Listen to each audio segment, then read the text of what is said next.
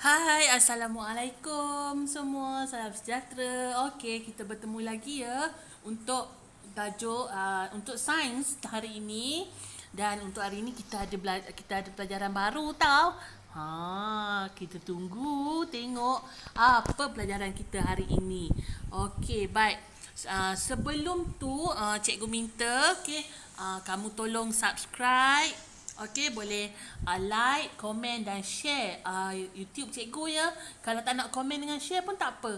Tapi minta subscribe dengan like ya. Boleh kan? Kamu baik hati kan?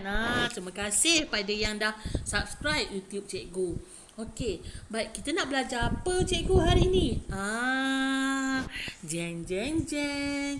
Hari ni tajuk baru tau. Minggu lepas kita belajar magnet kan? Okey, hari ini kita akan belajar tentang penyerapan. Penyerapan ni imbuhan pe dan an, tapi kalau kata dasar dia serap. Okey, baik. Tak apa, kita akan tengok apa itu yang dimaksudkan dengan penyerapan. Okey, penyerapan ialah keupayaan sesuatu objek atau bahan yang boleh menyerap air dan semua bentuk cecair. Sebagai contoh, sponge. Dia boleh menyerap air. Maksudnya, penyerapan tu apa-apa objek atau bahan yang boleh serap air. Maknanya kalau kita letak kat air tu serap, kena dekat bahan tu, kawasan yang ada air tadi kering. Ataupun dah tak basah lah. Lembab tu mungkin ada sikit-sikit tapi dah tak basah. Itu yang dimaksudkan dengan penyerapan. Maksud penyerapan dalam istilah sains. Baik. Jadi untuk itu kita kena faham juga ada objek yang tidak boleh menyerap air. Cikgu macam mana? Okey, kita akan tengok nanti. Okey, ada objek yang walaupun kita letak dekat situ, air yang ada di kawasan tu tetap ada. Itu bermaksud objek yang kita letakkan itu dia tidak boleh menyerap air. Dan ada juga objek yang boleh menyerap air. Okey, baik. Jadi ada objek yang boleh menyerap air, ada objek yang tidak boleh menyerap air. Ini contoh cikgu bagi sikit dulu. Objek yang boleh menyerap air, sapu tangan, tisu, surat khabar dan kain. Ini benda-benda biasa. Kalau kita nak buat lap, okey, ada air tumpah dan sebagainya, kita akan cari sapu tangan. Tak ada sapu tangan, kita cari tisu. Tak ada tisu, kita cari kain. Ataupun surat khabar pun boleh. Surat khabar pun boleh, tapi dia tak bolehlah menyerap air itu dengan banyak. Tapi ini adalah antara bahan-bahan yang boleh menyerap air. Contohlah kalau ke rumah tu tiba air tumpah kan, mesti inilah antara bahan yang kita akan cari untuk mengelap air tersebut. Baik. Kemudian objek yang tidak boleh menyerap air, ini dia, kelip kertas, pemadam, mainan, straw. Straw tu pun walaupun ada kaitan dengan air, tetapi dia tidak boleh menyerap air. Okey, kita gunakan straw untuk apa? Untuk minum. Kalau tiba-tiba tengah main air tumpah, kamu tak boleh ambil mainan kamu tu untuk lap air. Ataupun kamu sedang menulis, buat kerja, tiba-tiba ada pula adik terlanggar botol air tumpah. Kamu ada pemadam, nak lap air yang tumpah dengan pemadam? Tak boleh, sebab pemadam tidak menyerap air. Begitu juga dengan kelip kertas. Tahu kan kelip kertas? Kita dah buat uji kaji magnet hari tu. Okey, baik. Kamu boleh buka buku teks. Kita akan buat rujukan sikit berkaitan dengan buku teks. Okey, di muka surat 71, 72 dan 73. Okey, tapi sambil kamu tengok buku teks tu, kamu dengarlah penerangan cikgu. Tajuk kita iaitu penyerapan. Okey, sekarang ni buka muka surat 72, bahagian atas. Okay, cuba baca. Objek menyerap air, objek tidak menyerap air. Air sirap tertumpah di atas meja kaca. Kemudian Alia mengelap tumpahan air itu. Kemudian Alia pelik. Kemanakah hilangnya air itu? Mengapa meja kaca tidak basah? Mari kita siasat. Okey. Air tumpah, nampak tu air yang warna merah tu. Kemudian Alia dia ambilkan kain, dia lap. Okey. Dia lap tumpahan tu dan airnya tak ada. Itulah penyerapan. Okey. Jadi kesimpulan di situ, meja kaca dia tak menyerap air, tapi kain lap dia boleh menyerap air. Itu sebab air tadi dah hilang. Meja kaca tu kaca, dia memang tak boleh menyerap air. Kalau katakan air tertumpah atas tuala ke, atas kain ke, atas cushion, cushion tu, jadi boleh menyerap air. Air tu memang tak ada. Tapi kalau meja kaca ke, meja kayu ke, memang dia tidak menyerap air. Dan kita kena ambil kain untuk mengelap supaya air dah tak ada. Okey, baik. Kita tengok contoh. Ini contoh dalam buku muka surat 72 tu. Ini bahan-bahannya. Sebenarnya kena buat uji kaji. Tapi cikgu tak cukup bahan untuk buat uji kaji di rumah ya. Kalau di sekolah mungkin kita boleh buat lah. Okay, kita antara yang kita perlukan air berwarna, penitis, kertas nota, sapu tangan, tisu, pemadam, duit shilling, kelip kertas, berbola kertas dan mainan plastik. Ini antara yang kita nak uji lah. Tetapi cikgu tak ada bahan-bahan ni. Kebanyakan bahan cikgu tak ada lah di rumah. Jadi kita tak boleh nak buat uji kaji. Tapi dari sini saja kita boleh agakkan yang mana boleh menyerap air dan yang mana tidak boleh menyerap air. Okey, ini langkah-langkah kalau kita nak buat aktiviti tadi. Kita titiskan air. Jadi kita tengoklah yang mana yang dapat menyerap air. Okey, di sini titisan air pada duit shilling ada. Okey, tapi makna dia tak boleh menyerap lah sebab ada. Air yang kita letakkan dekat duit shilling tu ada. Okey, kalau sapu tangan, kalau kita letak air, adakah kita boleh nampak air dia? Titisan air tu. Tak nampak kan? Jadi bermaksud tiada. Bila tiada, itulah maksudnya sapu tangan tu boleh menyerap air. Okey, tak apa. Kita akan tengok lagi bahan-bahan. Nanti cikgu akan buat kesimpulan. Okey, ini masih lagi dalam buku teks. Okey, terdapat pelbagai objek di ruang dapur. Okey, ada straw, sudu logam, pinggan plastik, gelas kaca, alas kaki, kain lap, mop, tisu dapur. Okey. Boleh tahu kan yang mana menyerap air? Ya, tisu dapur, kain lap, lagi mop, alas kaki. Alas kaki tu kalau yang berkain tu mungkin boleh, tapi kalau plastik tak boleh. Okey, yang tak boleh sudu logam, pinggan plastik, gelas kaca dan straw. Alas kaki tu kena tengok material dia, iaitu dia buat daripada apa. Kalau kain batik ke kain ke, dia boleh menyerap air. Okey, ini yang biasa ada kat dapur rumah kita. Cuba jenguk kat dapur tu. Jangan jenguk time nak makan je. Waktu lain tu boleh je jenguk-jenguk tengok apa bahan-bahan atau objek yang ada di dapur yang boleh menyerap air dan yang tidak boleh menyerap air. Cikgu rasa ini lebih mudah ya kamu faham sebab bahan-bahan tu ada di sekeliling kamu. Cikgu nak buat uji kaji pun dekat rumah cikgu nak tunjuk tak boleh sebab rumah cikgu tak lengkap. Okey, baik. Jadi secara kesimpulan dia, yang ni kamu kena ingatlah dan cikgu rasa kamu pun bijak, pandai boleh ingat. Okey, objek yang boleh menyerap air antaranya tisu, stokin, span, kain, tuala, mop, alas kaki dan benang. Tapi alas kaki tu macam cikgu cakap tadi bergantung kepada material. Dia dibuat pada apa. Tapi biasanya boleh lah kan. Okey, baik. Objek yang tidak menyerap air, gelas kaca, sudu besi, cermin, payung, duit shilling, pelampung, baju hujan dan tayar ya.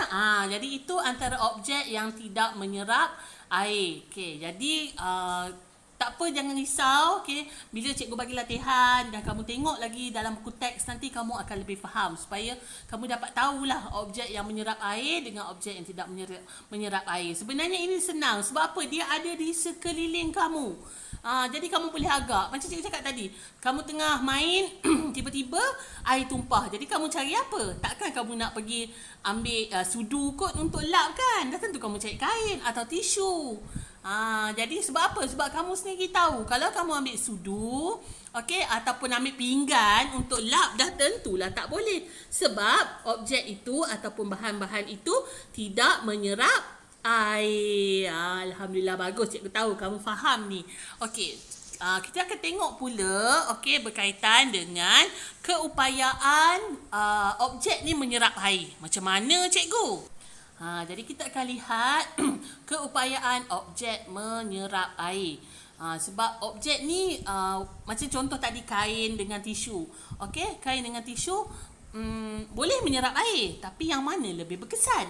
Itu yang cikgu maksudkan, keupayaan objek untuk menyerap air. Okey, kita tengok lagi dekat buku teks. Okey, keupayaan objek menyerap air. Kertas menyerap air, kain juga menyerap air. Tetapi objek yang manakah menyerap air lebih banyak?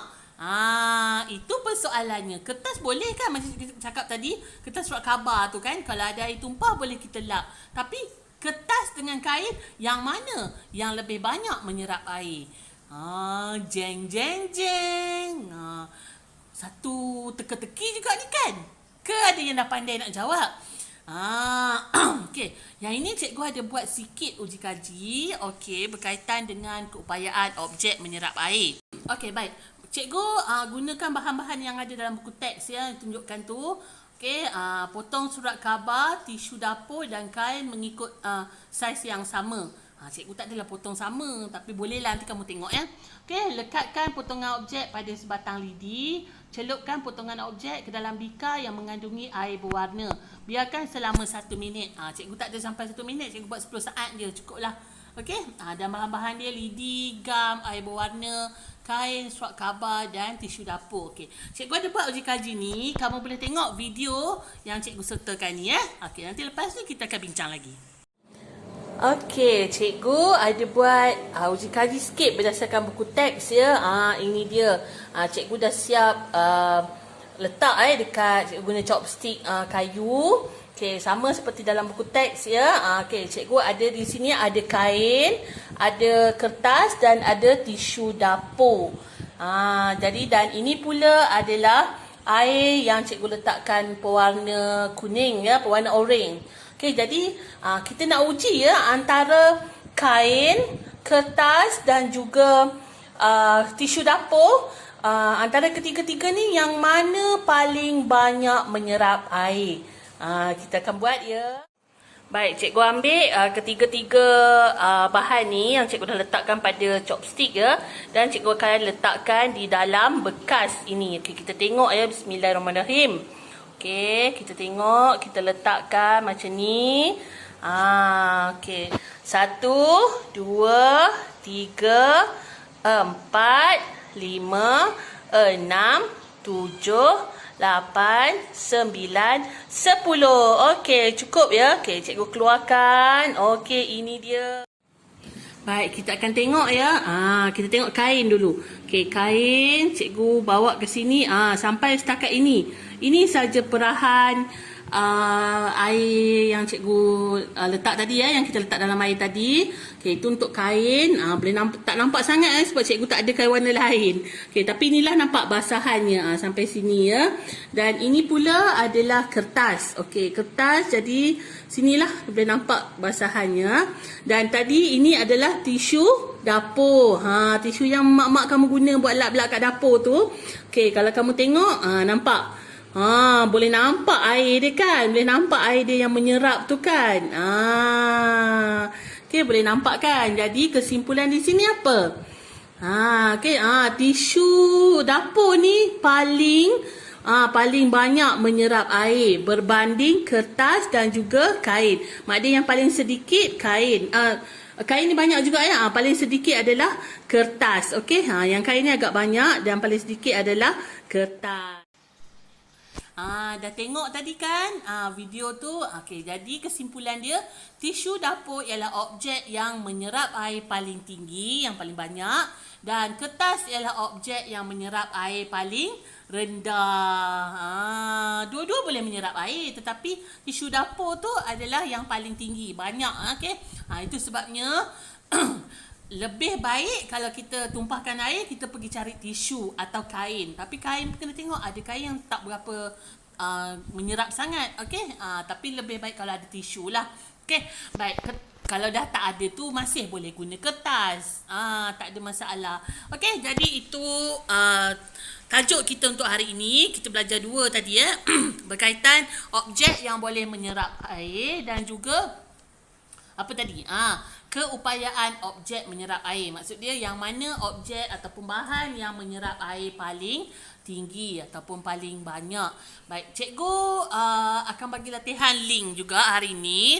Okey, seperti biasalah. Sebab cikgu akan gabungkan semua, baru cikgu akan bagi latihan untuk menulis ya dalam buku aktiviti. Jadi senang cikgu nak pantau kalau macam tu. Jadi cikgu harap kamu dapat buat latihan dan kamu boleh screenshot, hantar dekat cikgu yang mana dah buat dengan sertakan nama sebab cikgu nak kena tik ni. Tik siapa yang hantar. Okey. Baik, tak ada masalah. Kalau siapa yang tak sempat untuk siapkan hari ni, besok pun boleh atau lusa pun boleh. Tak ada masalah. Okey, yang penting kalau boleh cikgu tengok, kamu tengok video yang cikgu buat dan juga buat latihan. Sebab inilah cikgu nak uji kamu ya. Okey, cikgu rasa sampai setakat ini sahaja. Sampai kita jumpa lagi. Jangan lupa ya, jaga diri kamu. Jangan keluar merayau. Okey, kerana apa? COVID kita masih tinggi. Okey, jaga diri ya. Okey, bye. Assalamualaikum. Jumpa lagi. Bye.